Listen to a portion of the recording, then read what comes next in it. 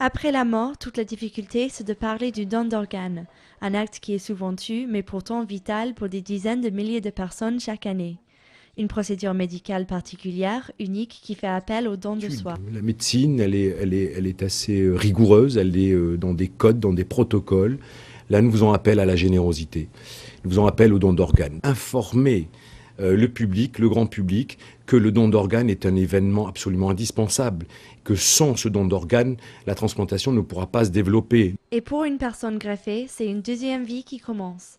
Un don que n'est pas près d'oublier Alain Bobo, ex-cardiaque.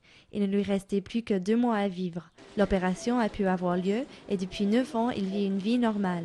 Pour faire 5 mètres, j'étais essoufflé. Et lorsqu'on se retrouve avec le cœur d'une autre personne, on peut tutoyer les sommets. Pour mes 1 an de greffe, j'ai fait l'ascension du Canigou, sommet emblématique de la Catalogne. Malheureusement, c'est lorsque quelqu'un décède que l'on a la chance de pouvoir être greffé. Et donc la pensée va obligatoirement aux donneurs, à la famille des donneurs. Et j'estime que c'est un acte qui, dans notre vie et dans notre société, est absolument extraordinaire. Je vis de la solidarité, du civisme de mes concitoyens. Mais aujourd'hui, les dons d'organes restent toujours insuffisants.